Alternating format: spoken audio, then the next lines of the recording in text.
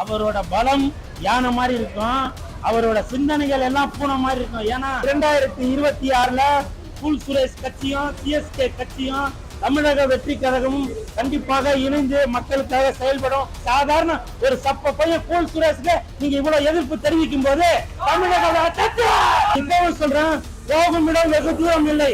அது விஜய் சாருக்கு மட்டும் இல்ல, எல்லாருக்குமே தான்.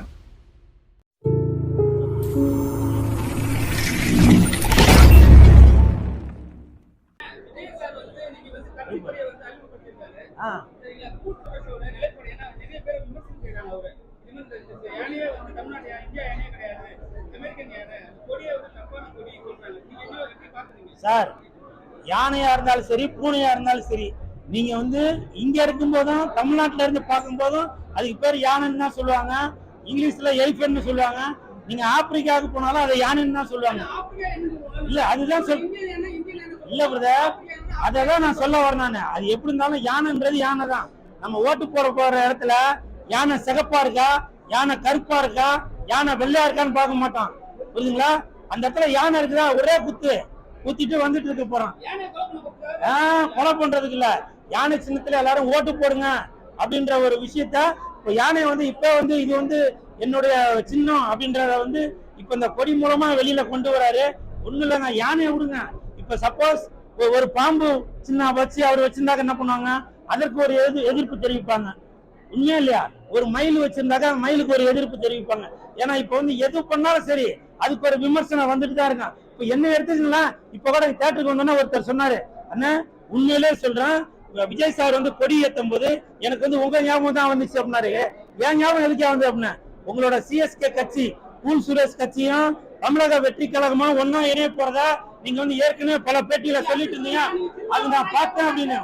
சார், யாருக்கு மக்களுக்கு எல்லாம் நன்மை செய்யணும்னு நினைக்கிறோமோ அந்த கட்சியில எல்லாம் கண்டிப்பாக கூல் சுரேஷ் கட்சி சிஎஸ்கே கட்சி கூட்டணியில இருக்கான். புரியுங்களா? அதுல எந்த ஒரு மாற்று கருத்து மேல இப்பவும் சொல்றேன், என்னோட சின்ன என்ன தெரியுமா, கழுகு அப்படின்னு நினைக்காதீங்க. கழுகுதான் என்னோட சின்னம்.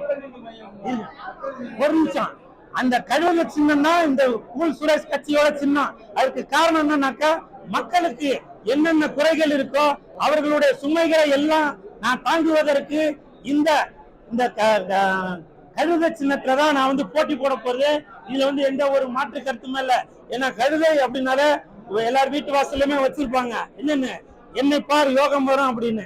கழுத முகத்துல முடிச்சுட்டு போனா நல்லது நடக்கும்னு சொல்லுவாங்க.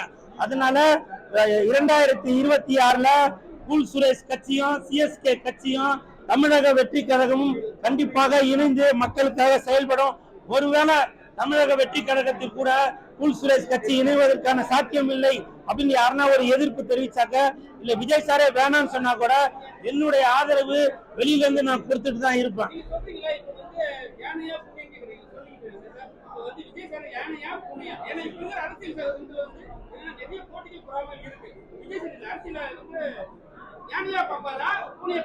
அவரோட பலம் யானை மாதிரி இருக்கும், அவரோட சிந்தனைகள் எல்லாம் பூனை மாதிரி இருக்கும். ஏன்னா சில இடத்துல பூனை மாதிரி போய் வேலை பார்த்தாதான் வேலை நடக்கும், சில இடத்துல யானை மாதிரி பலமா இருந்தாதான் அந்த வேலை நடக்கும்.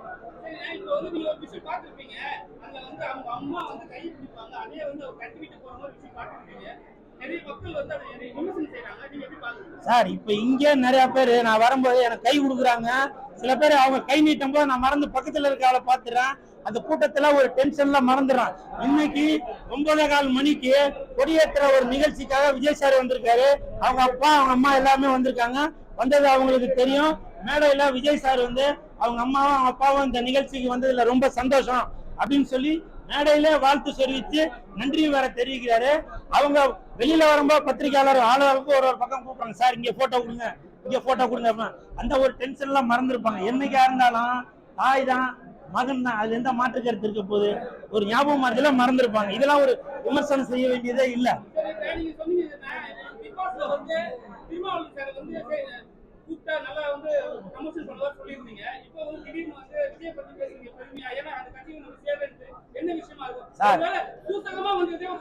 இல்ல சார், என்னை பொறுத்த வரைக்கும் மக்களுக்கு நல்லது செய்வதற்காக யாரு வராங்களோ அவங்க கூட கண்டிப்பாக கூல் சுரேஷ் கட்சி இணையும். இப்பவே ஒரு உதாரணத்துக்கு எடுத்துக்கங்களேன், ஒரு உதாரணத்துக்கு இப்ப நான் பேசுறேன், பல பேர் அந்த பக்கம் அப்போது நிறுத்து, அதை பண்ணு இதை பண்ணு. சாதாரண ஒரு சப்ப பையன் கூல் சுரேஷுக்கு நீங்க இவ்வளவு எதிர்ப்பு தெரிவிக்கும் போது தமிழக வெற்றி கழகம் விஜய் சாருக்கு எவ்வளவு பேர் எதிர்ப்பு தெரிவிப்பீங்க? சாதாரணமானவன் நானு, சாதாரணமான எனக்கு இன்னைக்கு வந்து போகும் இடம் வெகு தூரம் இல்லை அந்த படத்துக்கு நான் படம் பார்த்து ஒரு விமர்சனம் கொடுக்க வந்திருக்கும் போது விஜய் சாரை பத்தி நீங்க கேள்வி கேட்கறீங்க.